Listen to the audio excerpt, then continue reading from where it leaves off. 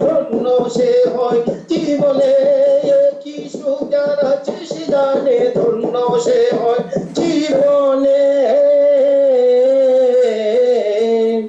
কত যুগ যুগ ধরে তোমার বিরহে সয়েছি যাতনা পরাণে, কত যুগ যুগ ধরে তোমার বিরহে সয়েছি যাতনা পরাণে। আজি আসিয়া দাঁড়ালে আমাদের মাঝে, আসিয়া দাঁড়ালে আমাদের মাঝে, ঠাঁই দিলে প্রভু চরণে। কত যুগ যুগ ধরে তোমার বিরহে সয়েছি যাতনা পরাণে।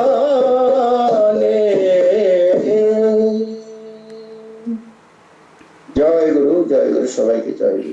জয় গুরু, জয় গুরু। শ্রদ্ধা নারায়ণ দাদা, জয় গুরু। মায়ের শরীরটা বোধহয় এখনও ঠিক হয়নি, তাই আপনি নিজে করলেন।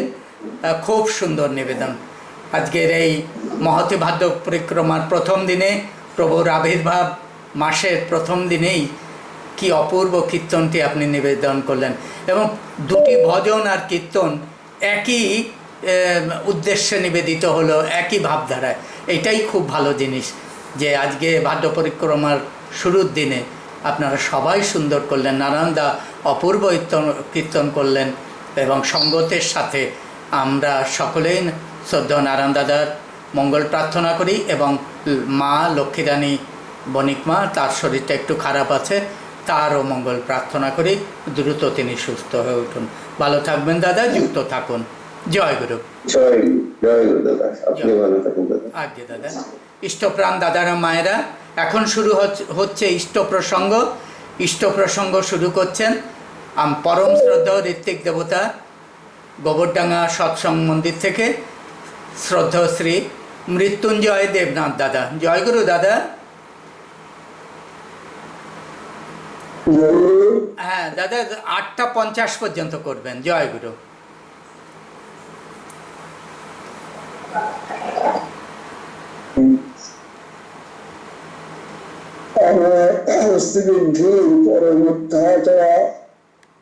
পরম দয়াল শ্রী শ্রী ঠাকুর, পরমাধ্যায় জগৎ জননী শ্রী শ্রী বর্মা, পরম পূজ্যপাদ শ্রী শ্রী বরদা, পরম পূজ্যপাদ শ্রী শ্রী আচার্যদেব, পূজনীয় শ্রী শ্রী অবিন্দ সহ ঠাকুর পরিবারের সকলকে জানাই আমি আমার অন্তরের অন্তঃস্থল থেকে ভক্তিপূর্ণ প্রণাম।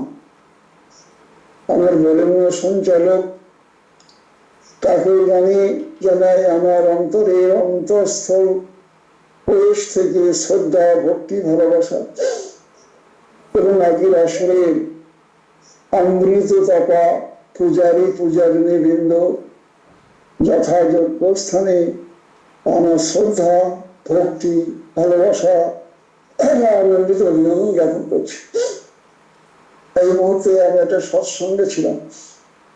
সৎসঙ্গে ধ্বনি দেওয়ার পরে আমি প্রচন্ড গতিতে একটা রিক্সা করেই আমি মন্দিরে এসেছি। সেখান থেকে করবার আমি চেষ্টা করছি, কারণ আজকের এই দিনটা আমাদের কাছে একটা অবিস্মরণীয় দিন। দিন যায়, রাত আসে, কেউ সেটা স্মরণের মনোবৃণায় তার ঝঙ্কৃত হয় না, কিন্তু তার মধ্যে এমন দুই একটা দিন আসে যা অনন্তকাল ধরে, জন্ম জন্মান্তর ধরে আমাদের মনোবৃণায় ঝঙ্কৃত হয় সেই দিনটির কথা। এই যে কিছুক্ষণ আগে যে কীর্তন হইল, যুগ যুগ ধরে আমরা যুগ যুগ ধরে কত কাতর প্রার্থনা করেছি, হে প্রভু তুমি দেখা দাও, হে প্রভু তুমি এসো, আমার এই জীবন নদীতে তুমি জোয়ার নিয়ে এসো। আমার জীবনের নৌকা চড়ায় আটকে গিয়েছে, বহু চেষ্টা করেও একদিন সরাতে পারছি না, তুমি এসো, আমাকে বাঁচাও, আমাকে উদ্ধার করো। চারিদিকে তমসা বৃত অম্বর ধরণী, সবাই বলছে বাঁচাও বাঁচাও, রক্ষা করো মোরে। সেই ভক্তের আকুল আহ্বানে তিনি নেমে আসেন এই ধরণী তলে, এই বাংলার এই শ্যামল বাংলার কোমল মাটিতে যুগে যুগে জন্মগ্রহণ করেছেন মহাপ্রেমের মূর্ত প্রতীক, মহা জ্ঞানের মূর্ত প্রতীক যুগ পুরুষোত্তম, তার পদধ্বনি আমরা শুনতে পেয়েছি। রবীন্দ্রনাথ ঠাকুর বলেছিলেন, ওই শোনা যায় তার পায়ের ধ্বনি, ওই আসে, ওই আসে। আবার বলেছিলেন, হে পূর্ণ তবে চরণের কাছে যাহা কিছু সব আছে আছে আছে। এতখানি গভীর বিশ্বাস নিয়ে বলেছিলেন তিনি পূর্ণ, তার চরণের কাছে যা কিছু মহাসম্পদ সব কিন্তু সেখানেই আছে। আজকে তিনি এসেছেন জগতে সাফারিংসের কল্যাণ, যখন এমন একটা অ্যাটমসফিয়ার সৃষ্টি করে, সেই সাফারিংস, তার যে হাহাকার, তার যে যন্ত্রণা, জগতের যন্ত্রণা, পৃথিবীর মধ্যে শ্রেষ্ঠ দম্পতি যিনি, তার ব্রেনে যখন ঠেসে ধরে সেই হাহাকার, সেই যন্ত্রণা, সেখানেই কিন্তু পরিত্রাতার সোল নেমে আসে, পরিত্রাণ করবার জন্য তিনি আসেন। From the very heart of the universe, that steam forth the dazzling brightness of divine love, whose purpose is the redemption of man from sin.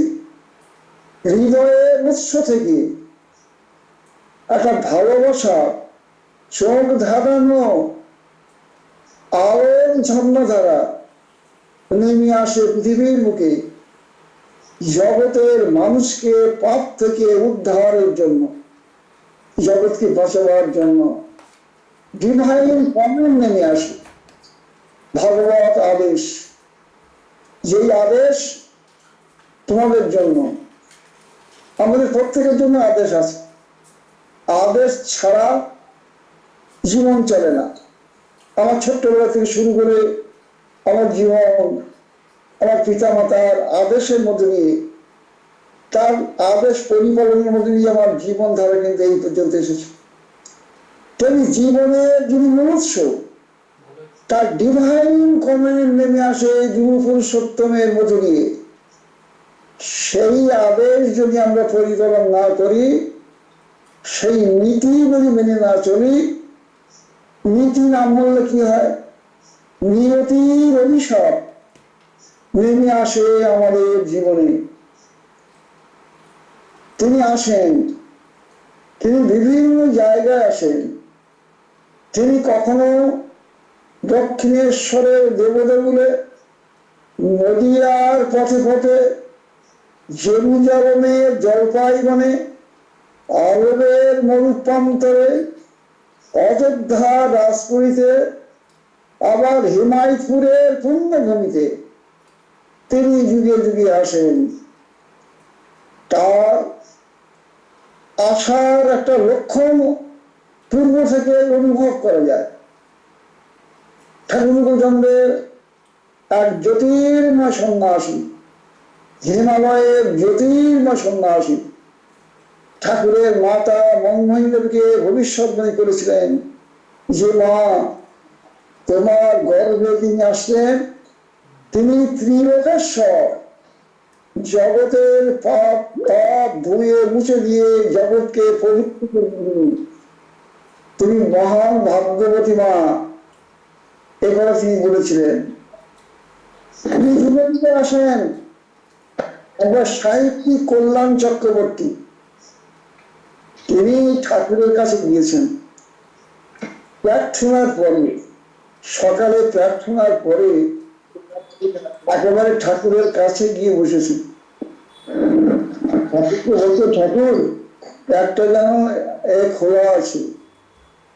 ঠাকুরের কাছে গিয়ে বলছে যে ঠাকুর আপনার সাথে আমার প্রাইভেট আছে। ঠাকুর যে মুহূর্তে বললেন প্রাইভেট আছে, সেই মতো ঠাকুর সবাইকে সরিয়ে দিয়ে বললেন। তারপরে ঠাকুর একটা লস করে দেখি যাচ্ছে না, ওইকে বন্ধ করতে হবে।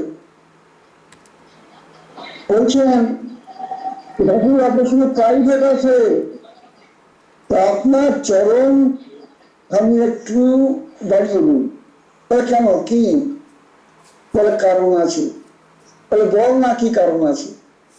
বলে আমি পড়েছি যিনি নারায়ণ তার চরণের, তার পায়ের নিচের যে রং, সেই রংটা লাল, ঈষৎ লাল, টকটকে লাল না, গোলাপি লাল হবে। এটা শাস্ত্রে পড়েছি। তার পায়ের নিচে ধ্রুজ ব্রজ অঙ্কুশ রেখা থাকবে, তার আজানুলম্বিত বাহু হবে, উন্নত ললাট, দিগন্ত বিস্তৃত আঁখি, তার কর্ণদ্বয় চোখের নিচে থাকবে। যুগপুরুষোত্তমের শারীরিক লক্ষণ। তার ঠাকুর বলছেন এটা কোথায় পড়েছিস? বলে শাস্ত্রে এক জায়গায় পড়েছি। ওই নারায়ণের নাকি এই চিহ্ন থাকে। তো সেটা নারায়ণের, আমি কি নারায়ণ নাকি? তারপরে ঠাকুর আর কোনো কথা বললেন না।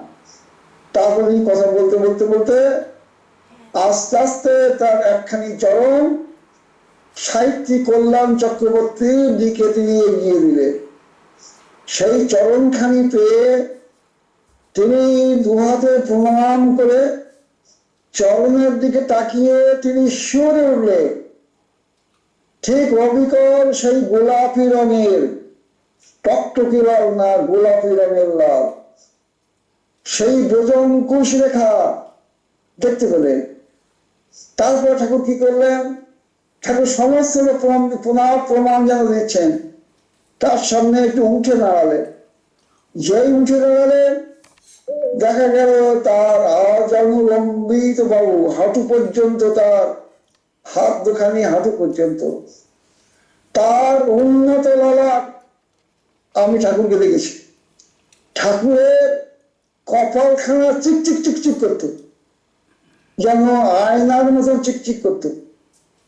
আত্মার সর্বাঙ্গ দিয়ে যেন প্রেম ঝরে পড়ত, মহাপ্রেমের মুক্ত প্রতীক।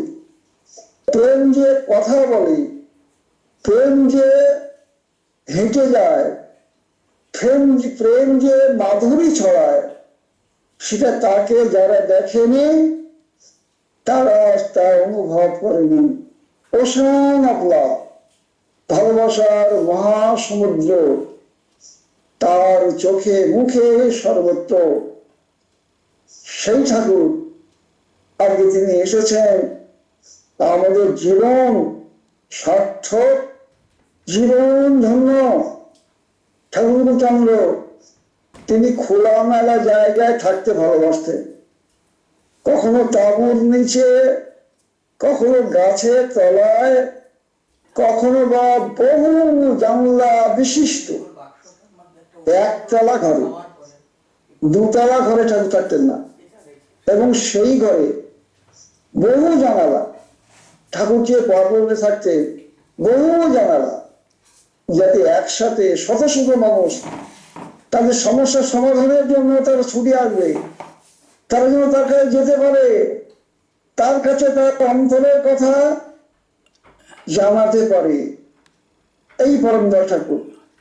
আজকে ঠাকুর গম্ভীর ভাবে কি চিন্তা করছেন,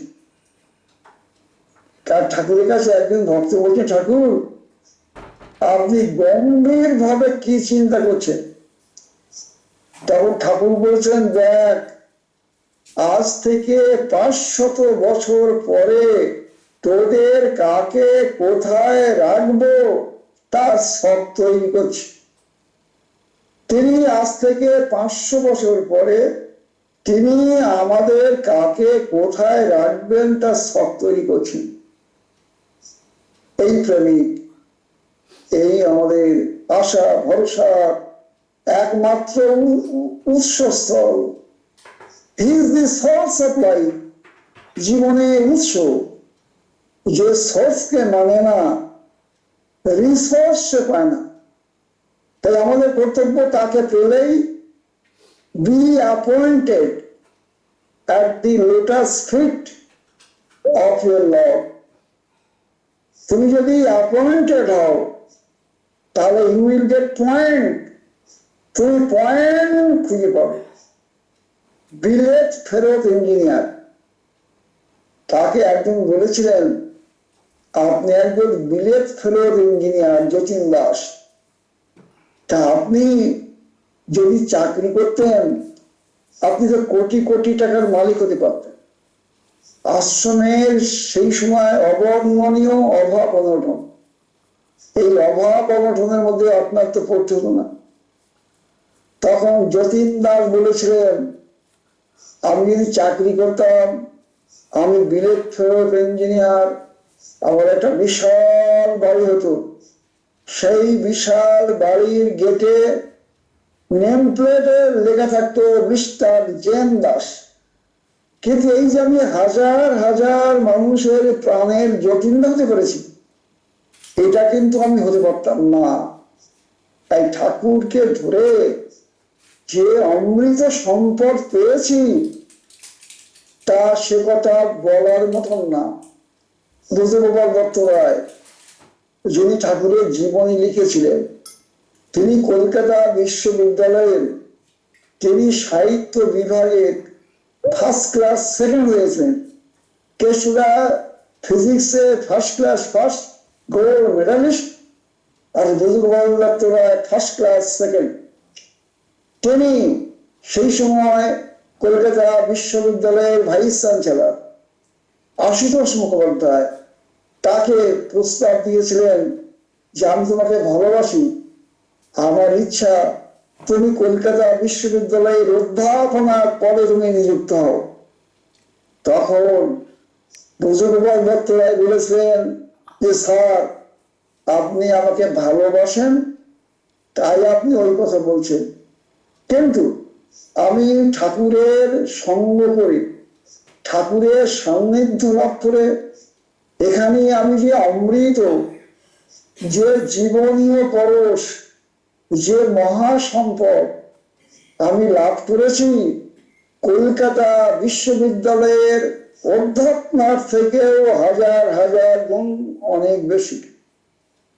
আমাদের পঞ্চানন্দার দ্বারা তিনি গিয়েছিলেন, পঞ্চানন্দা কেমন আছেন?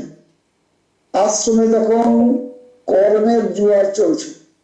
পঞ্চানন্দা দুপুর সহস্তে ইট কাটার পরে দুপুর বেলায় একটা গাছতলায় একটা গামছা পেতে একটা ইট মাথায় দিয়ে বিশ্রাম নিচ্ছে। ঠিক সেই মুহূর্তে পঞ্চানন্দা গিয়ে এই দৃশ্য দেখে বললেন, এই তোর ভগবান প্রাপ্তি, তুই না বলেছিলি যে আমি সব পেয়েছি রাসক, ঠাকুরকে ধরে সব পেয়েছি রাসক, তাই এই কি সব পাওয়া? একটা 22 জোটে না ইট মাথায় দিয়ে প্রফেসর পঞ্চানন সরকার আজকে কি করুন পরিণতি। যাক পঞ্চানন, তোর বিশাল প্রতিভা, অনন্ত জ্ঞানের তুই অধিকারী, আমাদের থেকে অনেক জ্ঞানের অধিকারী, কিন্তু কি পেলিব? আমি গাড়ি করেছি, বাড়ি করেছি, সম্পত্তি করেছি, অর্থ ঐশ্বর্য করেছি, কত কি করেছি, তোর থেকে কম প্রতিভার অধিকার হয়ে আর তোর কি হলো? তখন পঞ্চানন্দা বলেছেন, দাদা তুমি বাড়ি চেয়েছো, বাড়ি পেয়েছো, গাড়ি চেয়েছো, গাড়ি পেয়েছো, অলংকার চেয়েছো, অলংকার পেয়েছো, কিন্তু দাদা তুমি ভগবান চাওনি। ভগবান যদি যেতে, তাহলে ভগবান পাওয়ার যে আনন্দ সেটা তুমি বুঝতে পারতে। সে কথা তোমাকে বুঝিয়ে বলতে আমি পারবো না। আশ্রমের মধ্যে একজন দ্বারকা মুদি, তার নাম ছিল দ্বারকা মুদি। ঠাকুর তাকে বলেছিলেন পাবনা হিমায়তপুর আশ্রমে, এই মুদির দোকানটা তুমি ভালোভাবে চালাবে, লোকের কাছে ঠিক মতন ব্যবহারটা ঠিক করবে, ঠিক মতন দাম টাম নেবে, এবং এইভাবে তোমার দোকানটা চালাবে। এইবার কিছুদিন পরে কিছু মানুষ ঠাকুরের কাছে গিয়ে সেই দ্বারকা মুদির বিরুদ্ধে অভিযোগ, যে ঠাকুর আপনি যে মুদিটাকে বসিয়েছেন সে অত্যন্ত অসৎ, অসৎ উপায়ে টাকা রোজগার করে, সে দুর্নীতি পরায়ণ, সে কালোবাজারি করে, সে প্রচুর দাম নেয়। আজকে যে জিনিসের দাম, দুদিন পরে সেই জিনিসের দাম প্রায় ডবল। এই চিনি কিনতে গিয়েছিলাম, এক সপ্তাহে যে চিনির দাম নিয়েছিল, আজ চিনি কিনে আনতে গিয়ে তার ডবল দাম নিয়েছে। লোকে আশ্রমে রাখা যাবে না, আশ্রমের ভাবমূর্তি নষ্ট হয়ে যাবে। ঠাকুর বলছেন তাই নাকি? ডাক, দ্বারকাকে ডাক। দ্বারকাকে ডাকা হলো। এই দ্বারকা, তুই নাকি তোর জিনিসপত্রের দাম অগ্নিমূল্য, তুই কখনো জিনিসের দাম বাড়াস তোর খেয়াল মাফিক, আবার মাঝে মাঝে কমাস কেন? ঠাকুর হ্যাঁ করি। সেটা করি কি জন্য জানেন? এটা আপনার কারণে করি। আপনি যেমন আপনার চাহিদা, আমারও তেমনি চাহিদা। ওই কিরকম চাহিদা? আপনি তো বিভিন্ন কর্মী, তখন তো আশ্রমে কর্মযজ্ঞ চলছে, বিভিন্ন কর্মী আপনার কাছে প্রণাম করতে যায়। প্রণাম করে যখন আপনার মুখের দিকে তাকায়, তখন আপনি কাউকে 500 টাকার আশীর্বাদ করেন, কাউকে 1000 টাকার আশীর্বাদ করেন, কাউকে 2000 টাকার আশীর্বাদ করেন। তারা যখন আপনাকে প্রণাম করে বাইরে বেরিয়ে আসে, বাইরে বেরিয়েই আমার দোকানে আসে। দোকানে এসে বলে, ও দ্বারকাদা, ঠাকুরের আশীর্বাদ করেছেন, আমাকে 100 টাকা দিতে হবে, কেউ বলে 200 টাকা দিতে হবে, কেউ বলে 300 টাকা দিতে হবে, কেউ বলে 500 টাকা দিতে হবে। কি করে দেবো ঠাকুর? আপনি তো বলেছেন যে আমার এই মুদিখানা যাতে সচল থাকে, তাই আপনার আশীর্বাদের মিটার যখন ওঠে আমার দামের মিটার ওঠে, আপনি যখন কমান তখন কমে, সবটা আপনার উপর নির্ভর করে। এই কথা শুনে ঠাকুর সবাইকে বললেন, দেখলি তো ও কেমন দুর্নীতি পরায়ণ, তাহলে ও কি ঠিক করছে না বেঠিক করছে তোরাই বল। তখন তারা বুঝলো ব্যাপারটা, ঠাকুর উনি ঠিক করছেন। এই পরমদা তিনি চান আমরা যেন তার মানুষ হতে পারি। তার মানুষ যদি আমরা না হই, আমরা জীবনে সেই অমৃত আমরা লাভ করতে পারবো না।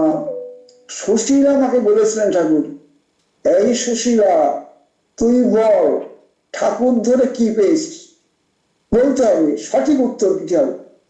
তখন সুশীলা মা মনে মনে চিন্তা করলেন, তাই তো, আমি ঠাকুর ধরে কি পেয়েছি? আমার অভাব, অভিযোগ, আমার মাঝে মাঝে অসুখ বিসুখ হয়, আমার প্রচন্ড অনটন, কোনো বেলা খেতে পাই, কোনো বেলা খেতে পাই না, তখন আশ্রমতে সীমাহীন দারিদ্র। তাহলে আমি ঠাকুর ধরে কি পেয়েছি? তাহলে সঠিকভাবে উত্তর দিবি। বলে একদিন দুদিন যাই হোক, সঠিক উত্তর যেন হয়। একদিন সুশীল মা স্বপ্নে দেখলেন তিনি ঘুমিয়ে আছেন, ঠাকুরের সেই জ্যোতির্ময় মূর্তি নিয়ে তিনি সুশীলা মার কাছে এসেছেন। দেখ সুশীলা, আমি সকল সময় তোর সাথে সাথে থাকি, যত দুঃখ, যত কষ্ট, যত যন্ত্রণায় থাকবো না কেন, আমি তোর সাথে সাথে থাকি। পরের দিন সকালে ঠাকুর আমি উত্তর পেয়েছি, ঠাকুর ধরে আমি ঠাকুর পেয়েছি। আমরা ঠাকুর ধরে কি পেয়েছি? অর্থ না, ঐশ্বর্য না, আরাম না, ভোগ না, ঠাকুর ধরে ঠাকুরকে পেয়েছি। যাকে পেলে সব পাওয়া হয়, যাকে দেখলে সব দেখা সার্থক হয়, যিনি আমার অনন্ত হাহাকার, অনন্ত জীবনের যা কিছু চাহিদা সব পরিপূরণ করেন, তাকে পেয়েছি। একজন বলি ঠাকুর এই কিছু মানুষ তো সৎসঙ্গে দীক্ষা নিয়েছে, মাত্র কয়েক কোটি মাত্র। তাহলে এই গোটা পৃথিবীর মুখে শত শত কোটি, এই পৃথিবীর মুখে এই সংগঠন কি এমন কাজ করবে? তখন ঠাকুর বলছেন বিন্দু থেকে হয় সিন্ধু, আর তাই হয় একদিন মহা সৃষ্টির বুনিয়াদ। ঠাকুর বলছেন দম্বল দেখেছিস? দম্বল?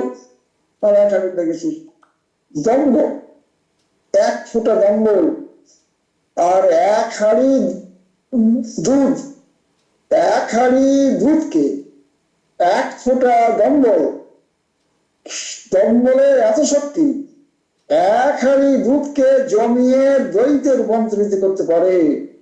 যদি মাটির হাঁড়ি হয় আর দম্বল যদি খাঁটি হয়, তার মানে তোমরা যদি খাঁটি হও, তোমরা যদি পিওর হও, তোমরা যদি নিখুঁত ভাবে জগৎ যাগর নিষ্ঠবৃতি নাম্যা সস্তনী সহচার পরিপালন যদি করো নিখুঁত ভাবে, তাহলে গোটা পৃথিবীর মুখে তোমরা একটা বিন্দু থেকে সিন্ধু, একটা মহা সৃষ্টির বুনিয়াদ তোমরা কিন্তু তুলে ধরতে পারবে।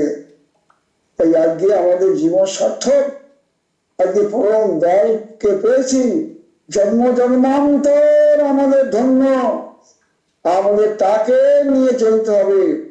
মানুষ যখন ঈশ্বরের পথে চলে তখন প্রয়োজনের সামগ্রী তিনি আমাদের জুগিয়ে দেন। ঠাকুর বলছেন যেখানে ধর্ম নাই, ধর্মদীপ্ত আদর্শ নাই, আদর্শ অনুপ্রাণতায় সেবা ও চলন নাই, খামখেয়াল সেখানে কুকুরের মতন কামড়া কামড়ি করে। আর এবার পরমদল আমাদের জন্য মহা সম্পদ রেখে গেছেন আচার্য পরম্পরা। একবার শ্রী শ্রী বর্দা তিনি সবাইকে ডেকে ডেকে বলছেন আজ আমার সিদ্ধি লাভ হয়েছে, আজ আমার সিদ্ধি লাভ হয়েছে। কি সিদ্ধি লাভ হয়েছে? সবাইকে ডেকে শ্রী বর্দা বলছেন আজ আমার সিদ্ধি লাভ হয়েছে, আজকে ঠাকুর আমাকে বলেছেন বড় খোকা তোমার সেবায় আমি তৃপ্ত, তোমার সেবায় আমি খুশি হয়েছি। তাই আমাদের সেবায় তিনি যদি খুশি হন তাহলেই সেটাই আমাদের সিদ্ধি লাভ। শ্রী শ্রী আচার্যদেব এক যুবক শ্রী শ্রী আচার্যদেবের সাথে যাচ্ছে, যেতে যেতে অত্যন্ত আনন্দ সহকারে আচার্যদেবের কাছে বলছে যে আগে আমার না ভীষণ দাঁতের যন্ত্রণা করছিল, আমি তখন কি করলাম, আমি তখন নাম করতে করতে গভীর ভাবে নাম পরায়ণ করে আমি ঠাকুরের কাছে প্রার্থনা জানালাম যাতে আমার দাঁতের ব্যথাটা মানে সুস্থ হয়ে যায়। আমি এই কথা শুনে আচার্যদেব ভীষণ গম্ভীর হয়ে গেলেন। কি বললি? তুই দাঁতের ব্যথা সারাবার জন্য সামান্য দাঁতের ব্যথা একটা ডাক্তার দেখালে দাঁতের ব্যথা একটা ট্যাবলেট খেলে দাঁতের ব্যথা সেরে যায়, আর তুই তোর সাধনার পরম সম্পদ, তোকে সঞ্চিত শুভ কর্মের যে ফল তুই দাঁতের ব্যথায় খরচ করে ফেললি।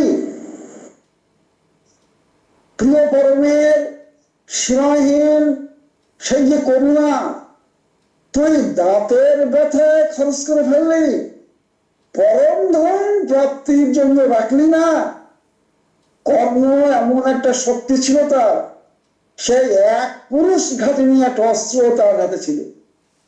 কর্ণর বলা হয়েছিল সে এমন একটা অস্ত্র তার ছিল সেই অস্ত্রটাকে সে অর্জুনের জন্য রেখেছিল, কিন্তু কিছু মানুষের প্রয়োজনায় সেই অস্ত্র ব্যবহার করেছিল ঘটোৎকচের নিধনে। তাই সে শক্তিহারা হয়ে গেল। তাই আমরা সেই পরম সম্পদ, সেই যে সাধনা সঞ্চিত কর্মফল, আমরা যেন পরম ধন তাকে পাওয়ার জন্য যদি আমরা